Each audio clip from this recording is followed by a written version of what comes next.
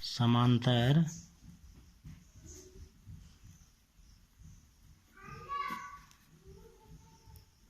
श्रेणी।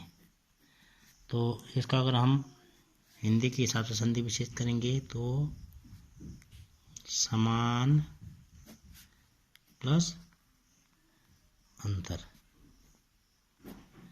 अर्थात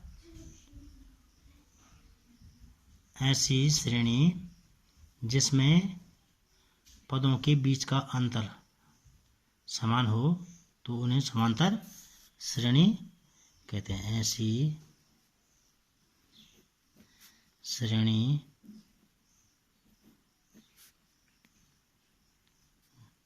जिसमें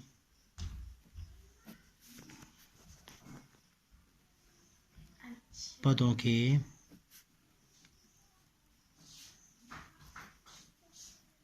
बीच का अंतर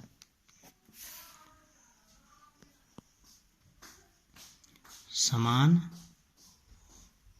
हो, या समान अंतर पर अगर पद हो तो उनको बोलते हैं समांतर श्रेणी। तो उसको क्या बोलेंगे? समांतर श्रेणी। जैसे हमने उदाहरण के लिए यहाँ पर लिखा है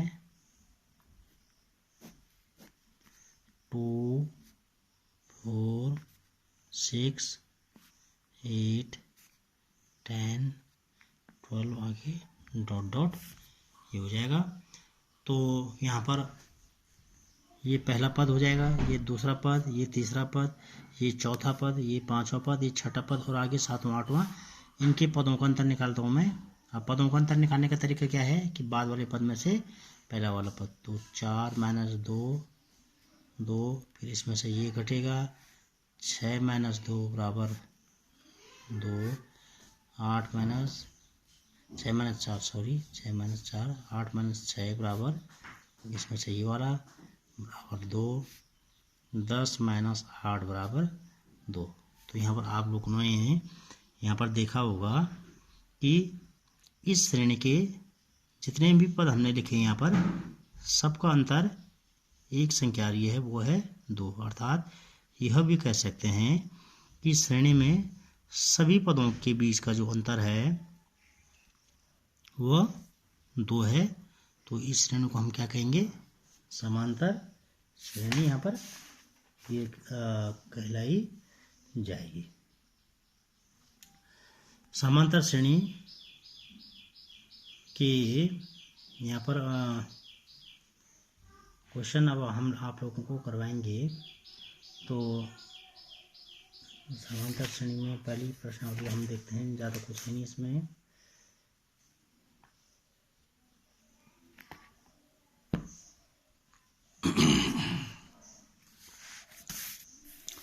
जैसे यहाँ पर प्रश्नावली 5.1 में क्वेश्चन बोल रहा है, निम्नलिखित स्थितियों में किन स्थितियों में संबंध संख्याओं की सूची एपी को इंग्लिश में अर्थमेटिक प्रोग्रेशन, तो उसका शॉर्टकट है एपी कहते हैं, और क्यों?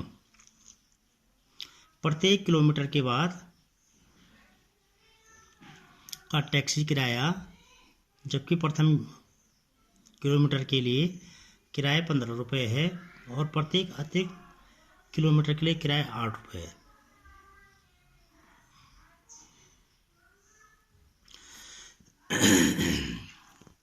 तो ये क्या कर रहे हैं यहाँ पर क्वेश्चन में, प्रत्येक किलोमीटर के बाद टैक्सी का किराया, जबकि प्रथम किलोमीटर के लिए किराया 15 रुपये है। यहाँ से लेकर यहाँ तक के लिए किराया कितना है? 15 रुपये है। उसके बाद यहाँ से लेकर यहाँ तक के लिए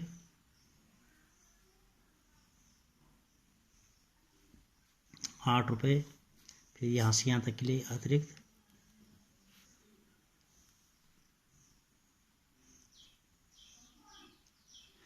यहाँ से यहाँ तक के लिए कितना अतिरिक्त किराया कितना हो जाएगा?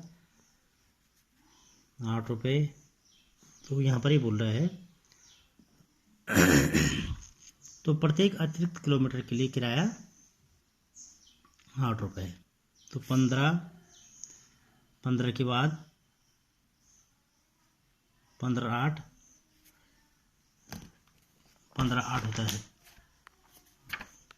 हाँ 15 5 20 3 23 हो जाएगा। और उसके बाद आगे हम इसको अगर करते जाएंगे क्वेश्चन को, तो एक ये श्रेणी बनती है 8, आगे हम उसमें जोड़ते रहेंगे तो ये हमको एक श्रेणी मिल जाएगी। तो ये हमारे पास 15 धन 8 धन 8, फिर एक आगे श्रेणी बनती है। तो प्रत्येक किलोमीटर के लिए यहाँ यहाँ से लेकर यहाँ तक के लिए तो 15 रुपये देना है, लेकिन उसके बाद जो आगे हम प्रत्येक किलोमीटर की दूरी तय करेंगे तो हमको किराया कितना देना है, 8 रुपये। तो फिर यहाँ से लेकर यहाँ तक किराया कितना हो जाएगा, अगर हमको यहाँ से लेकर यहाँ तक जाना है, यहाँ से यहाँ तक 8 है, तो यहाँ से लेकर यहाँ तक कितना हो जाएगा किराया। तो इसी आप ये रफ समझाया जा रहा है आपको। फिर अगर हम यहाँ से लेकर यहाँ तक पहुँचेंगे तो किराया कितना हो जाएगा, फिर 23 में 8 और जुड़ जाएगा, 23 धन 8 बराबर 23 और 8 हो जाता है 31। इसी प्रकार अगर हमको अतिरिक्त 8 किलोमीटर और जाना है तो यहाँ से लेकर यहाँ तक किराया 31 धन 8, 31 और 8 हो जाता है 39। तो यहाँ से इस प्रकार से 23 फिर 31 फिर 39। तो हमारे पास एक इस प्रकार से एक श्रेणी बन रही है 23, फिर दूसरा पद मिल गया हमको 31 और फिर अगला पद मिल गया हमको 39 और फिर एक अगला पद और मिलेगा हमको। इस प्रकार से ये हमको क्या बनाते हैं, एक समांतर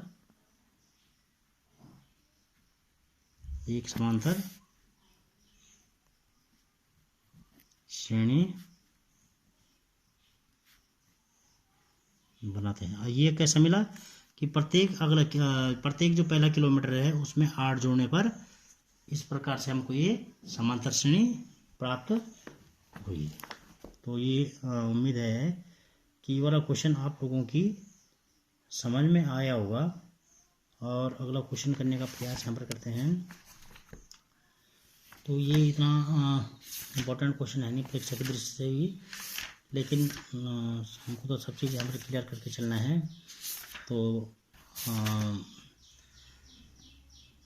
अब यहाँ पर थोड़ी सी जो क्वेश्चन नंबर 2 है उसके क्वेश्चन कराने का जो मेन समांतर श्रेणी पर आधारित हैं। तो यहाँ पर ये कह रहे हैं कि दी हुई एपी के प्रथम 4 पद लिखिए, जबकि प्रथम पद ए और सर्वांतर का मतलब जो पदों में सब पदों का जो अंतर है वो सर्वांतर हो जाएगा, डी है। तो यहाँ पर हमको दिया है